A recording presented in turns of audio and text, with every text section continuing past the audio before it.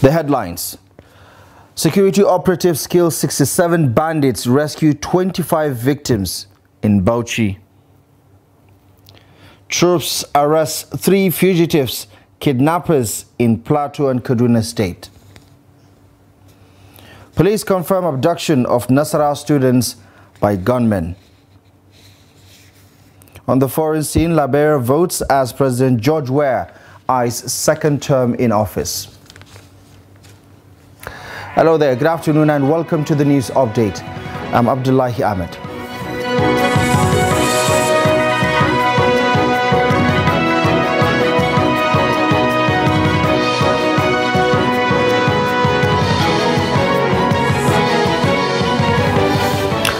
We begin in Bauchi, where operatives have confirmed neutralizing 67 bandits and rescuing about 25 victims in captivity around Lere Forest of Tafawa Balewa local government area in the state. The community head, Sarki Lere Jamilu Bawa, made the disclosure to the governor of the state, Bala Mohammed, and security chiefs during a visit to the affected volatile communities across the area.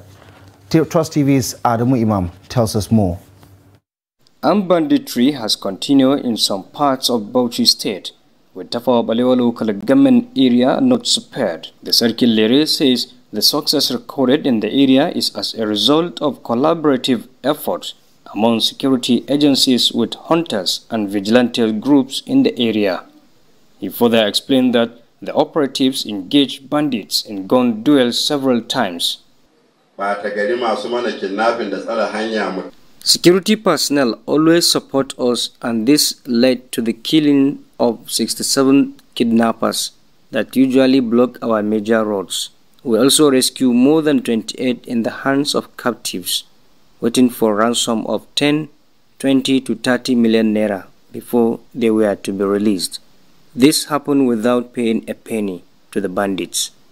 We thank the police and the governor for the support we get from them. The state governor, Bala Mohammed, appreciated the courage exhibited by the security men and supported them with 10 million naira cash and 30 motorcycles. He appealed to federal government to support the fight against bandits. We are calling on the federal government to also support us. The fact that we are keeping quiet does not mean that we are all hale and hearty. We are taking the brunt. As they are working on the side of terrorism, we are getting the backlash. And that is why, because we are surrounded by 7 states, we are a gateway to prosperity and we are also a gateway of criminality.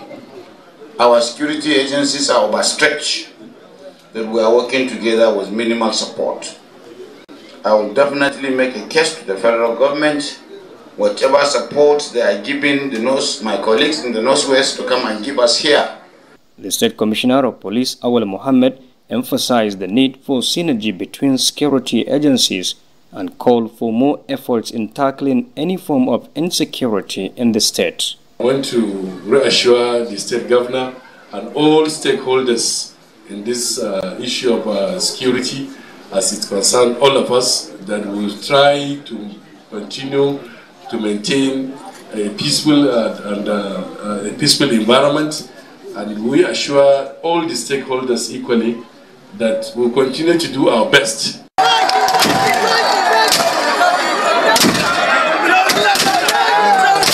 Adami Imam, Trust TV News, Bauchi.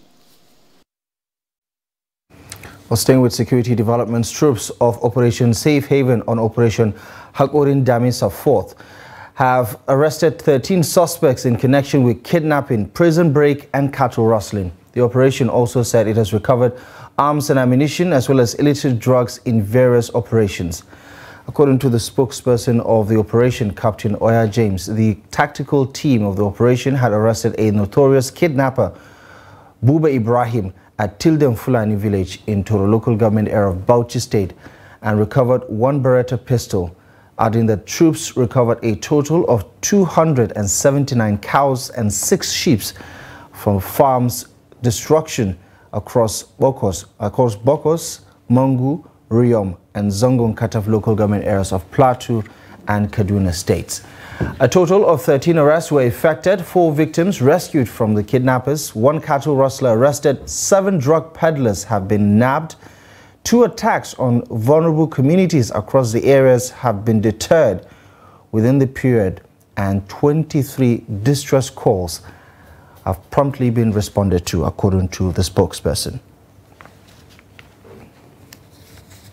Well, a little earlier, we spoke to Trust TV's Ado Musa, who gave us an update on these developments.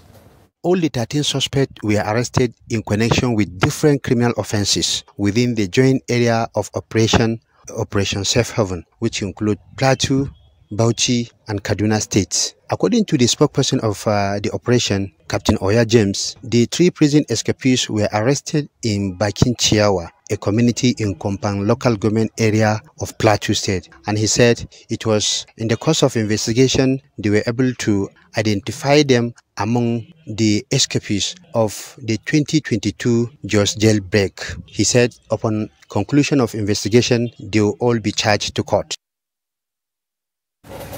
And in Nasarawa State, the police has confirmed an attack on a community in Kefi local government area of the state, where students of the state university were allegedly kidnapped by gunmen. Confirming the incident, the command's public relations officer Ramhan Nansel says the command is aware of a kidnap attempt that was reported at 12:55 a.m.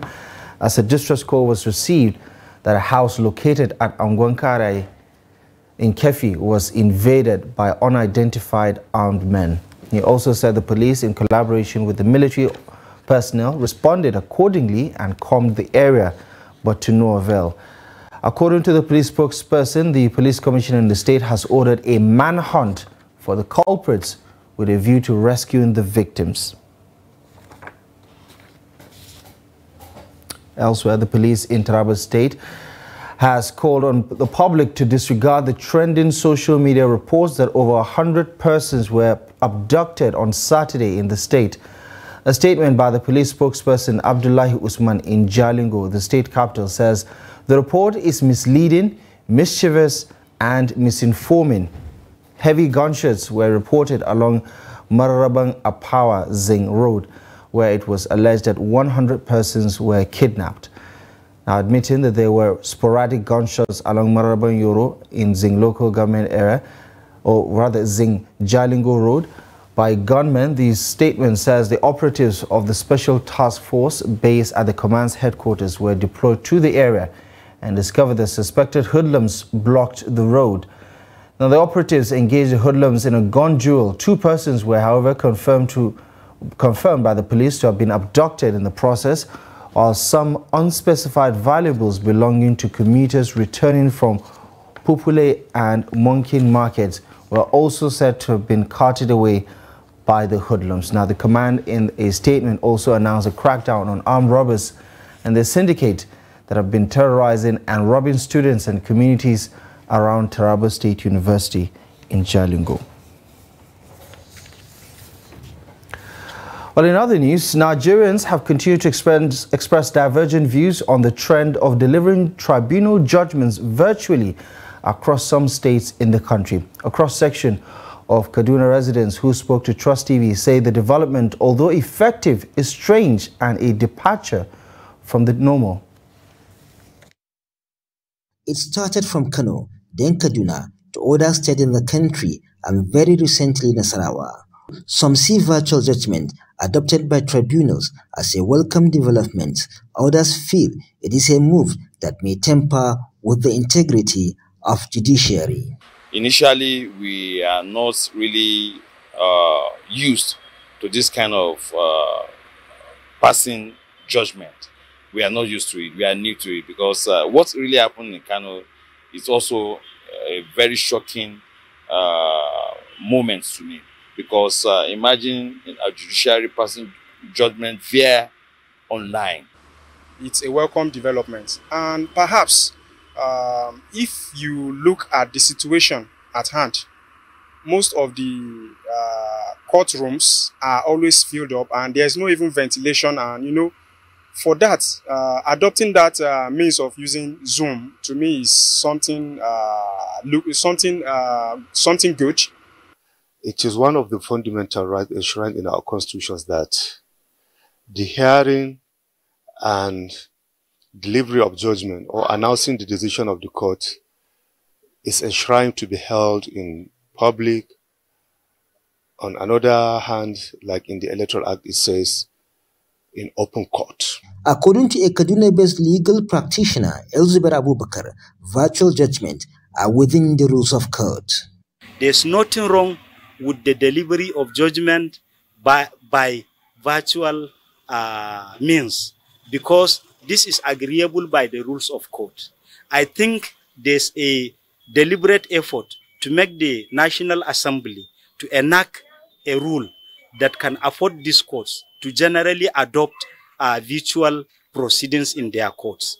In future, you will even see that most of the arguments by lawyers will be by virtual proceedings, except in criminal cases. It was speculated that the judges opted for virtual judgment due to death threats issued to them by politicians, especially in Kano.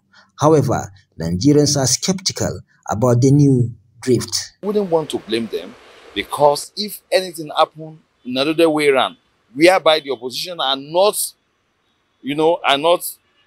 okay with the judgment, anything can happen. As for example, what happened in Kano State, there was also a curfew. That's to tell you the security agencies are capable and ready to provide the necessary security for the interest of justice if those judges have requested the police and other security agencies to provide those security cover for them to deliver what is expected of them. No judge will be given that kind of threat and the judge will leave the environment, because the judges have access to the security agencies.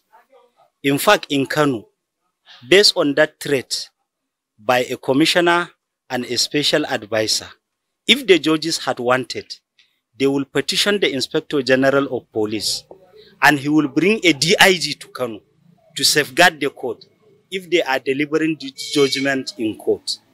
While some are of the view that the recent delivery of judgment virtually is questioning the integrity of the judiciary, Elizabeth Abubakar is of the view that to maintain its integrity, the judiciary needs to clean its house and deliver justice. Bello Musa, Trust TV News, Kaduna. Well, Plato said it best, necessity is the mother of all invention. Now, the dysfunction and underperformance of local governments as the third tier of government have been identified as factors responsible for rising unemployment and insecurity across Nigeria. A cross-section of Makurdi residents in Benue State who spoke to Trust TV's Jimmy Azande say unless governance is taken to the grassroots, there cannot be meaningful growth and development. The respondents said the local government, as a tier of government that is closer to the people, was viable, provided jobs and guaranteed security to the people in the past, but lamented that this is no longer the case. Most local governments, somewhere around the plateau, had transport companies. Kwangpan local government, they employed drivers, motor boys. These people were meaningfully engaged. Ushongu local government had also a transport fleet. People were employed there. What is happening today? Local government can also go into meaningful extraction of of minerals deposited within their purview. So the local government system in Nigeria needs to be revived. They accuse the federal and state governments of removing local government autonomy in principle, thereby neglecting the third tier at the expense of the masses. If the local government system is well, repositioned and of course granted some level of autonomy and allowed to control resources in terms of development at that level, then of course much of this insecurity that you see, may be mitigated. By the way, what is insecurity is simply just development. And where there's the lack of development and the absence of development that you see that way in terms of even the human capital and the infrastructure, it translates to the kind of crisis that we see. But now the whole thing is being run like a kind of a gang system where a group of people at the top, they hijack the system and the dictator plan to their lackeys, and surround themselves with incompetent people who are willing, more than willing to answer or do their biddings every now and then. So what was meant to be a redemption to the local people within the state and also within their locals, has turned out to be not just only a huge disappointment, but also a dangerous menace to the already disease they had before the establishment of the system. So to my mind, it's not working. Although there have been calls for local government autonomy, many fear that this may be far from the reality, as according to them, many state governors have conveniently hijacked the system for personal gains. Jimmy Azandi, Trust TV News, Makurdi. Well, you're watching the news update on Trust TV. Coming up ahead. Parents lament high cost of school fees, education materials. More on this and many other stories coming up ahead in just a moment. Stay with us. Hello guys, welcome to Showtime. I don't even believe there's any other industry that will handle me like movie industry. Yeah. I told you I'm deep and soaked into movie industry. In secondary school, there's Fatima and Mariam Adamu, and then we sort of took the names of the characters in that cartoon. I think entertainers themselves need to wake up and smell the coffee and say, diversification is the way to go. Yes, you can sing or make great beats or act in a film, but what else can you do? I became one of the best makeup artists in Nigeria. I won AMA Award Best Makeup Artist. Do you think we are fools? I'm not a fool too. When I talk to you, you start straight. Attention!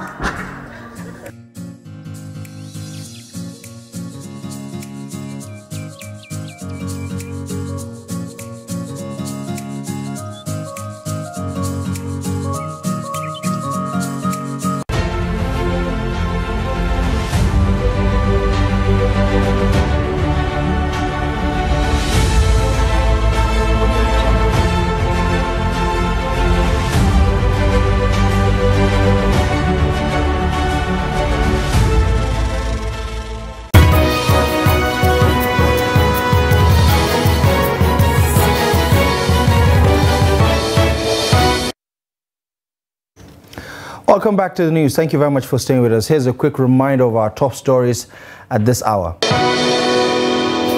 Security operatives confirmed the killing of 67 bandits and the rescue of 25 victims in Bauchi State. Troops arrest 3 prison escapees, kidnappers in Plateau and Kaduna states. Moving on, the Minister of Water Resources and Sanitation, Professor Joseph Utsev, says the federal government is planning to resume the dredging of rivers Niger and Benue. The minister made the announcement in an interview after a courtesy visit to the Kwara State Governor Abdurrahman Abdurazak, who made an appeal to the federal government for the dredging of the rivers at the government house in Ilorin. Utsev added that the ministry had put in place committees to work on the modalities for the dredging of the 2 rivers. The dredging of River Niger and Benue is what we are working on. And we have actually put some committees in place that we are going to do the assessment of this. And by the time we are okay with the assessment, we cannot unveil it, we cannot discuss with the Mr. President, and at that point in time, can make it open to Nigerians to know where we are. But one of the main challenges I want you to take up is the issue of the dredging of the river Niger Benue down to the Delta. It's essential you start that immediately because of the damages it's causing to the national economy, damages to food security. Issues of internally displaced people. People are leaving their original abode because of the water levels.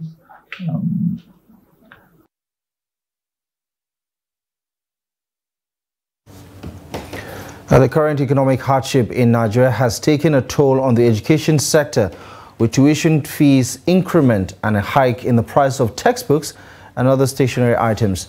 Now, in Osun State, residents are decrying the current economic situation in the country, which has diminished the purchasing power of most parents, limiting their capacity to pay for school fees and other sundry bills. Hamid Oyebade tells us more. The current economic hardship in Nigeria poses serious challenge to the nation's educational development. Many parents are finding it difficult to pay school fees, buy school uniform, textbooks, and stationaries, among other items needed to retain their wards in school. Parents are lamenting that schools are increasing tuition fees at a time that their businesses suffer setback after the removal of the fuel subsidy. Me as a parent, it's not been easy, honestly. And like last time now, their school fees was like 10,000 naira. And this time, it's like 15,000 naira. See the difference. It's somehow costly. And stock of the textbooks, it's somehow sharp. It's not easy at all, but we don't have choice. We need to send our children back to school. The economy is hard, everything is too expensive. Likewise, now the school payment has been increased. The school fees has been increased. Like me now, I'm a single mother. So I'm the one sponsoring my son by myself. So the school fees is quite more expensive. Like assuming like last week like this, I paid like almost like 117,000 naira for just 7-year-old son. A financial expert, David Awotikpe, advised parents on budgeting and planning according to their earnings to avoid needless financial burden so as to cater for the education of their children. Schools are getting more on the increase, the fees are getting more on the increase, coupled with the fact that you need to pay for some school, you need to pay for new uniform, new textbook, and the tuition fee. So the best advice is for people to pay according to their pockets, and you just have to adjust your finances. I'm so too sure that the financial situation in the country for now is not as expected, and the best bet for now is for everyone to cut your finances according to your ability. An educationist, Olayinka Ramata Karim, said indigent students could leverage on scholarship opportunities and that parents could also opt for instrumental payment of tuition fees. The economic situation is so unbearable for many parents and stakeholders, sponsors of students. So in particular, what Fountain University is doing is to make payment of school fees very, let me say, very easy for the parents.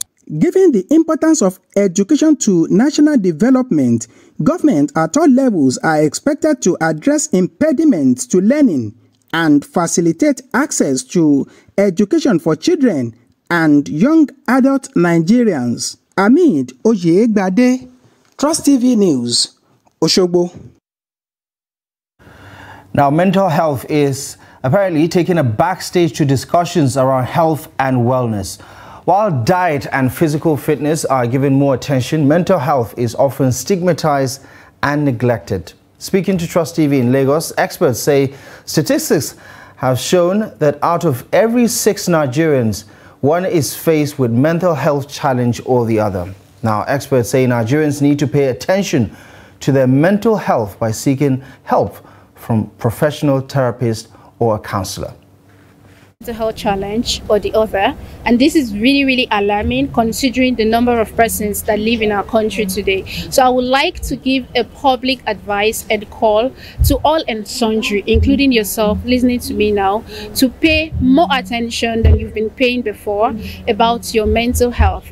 And one of the ways, or some of the ways they can actually do this, is by making sure you do not run away from therapy. And when you hear therapy, when you hear mental health services, we are not talking about mad people or yaba left. We are talking about things that are really important to you, to myself, because everyone who has a physical health side of them has a mental health side of them. And you cannot function properly, you cannot live up to your fullest potential if you don't take adequate care of your mental health. Called mental doesn't mean that you're mental. It's that you have a mind that has its own function and you want to make sure that it functions to its capacity, right? So your mental well-being and your mental wellness is so important. Not even with everything that is happening in the world. Some people focus on only the news, and so they're consistently anxious, they're consistently sad, consistently depressed. I believe that you should have a therapist in your circle, and talk to them every month, because something is new and something triggers us in different ways and in different times of our lives. On the foreign scene, Liberians are voting on whether to return football legend George Weah to the presidency, with peace and the economy among voters' top concerns. Hundreds of people had gathered at polling stations across the capital, Monrovia, early on Tuesday ahead of the start of voting. Now, the main political parties have pledged that the presidential and legislative elections in the West African country will pass off peacefully. However, the deaths of 3 people last month during clashes between rival political party supporters has raised concerns about the return to bloodshed. Scuffles also broke out on Sunday as President George Weah, who is seeking a second 6-year term as president, held his final campaign rally, leaving several people injured. The election is the first to be held since the United Nations ended its peacekeeping mission in Liberia back in 2018.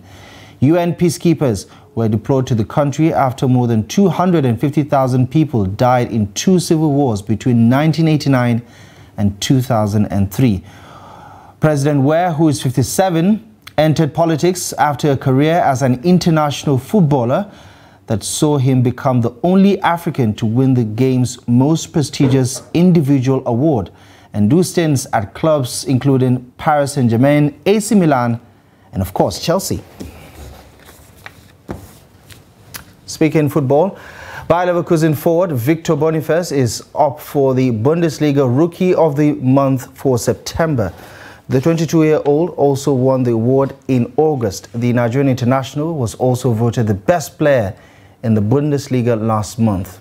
Boniface scored 2 goals and provided 3 assists in 4 appearances for Bayer Leverkusen in September. He has so far registered 7 goals in 7 league outings for Die Volksfeld. Now the forward will battle RB Leipzig midfielder Xavi Simons and Hoffenheim's forward Maximilian Streicher for the award.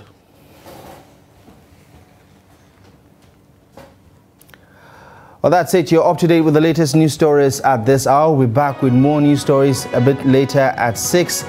For now, follow us across our social media platforms for more content. My name is Abdullahi Ahmed. Thank you for watching.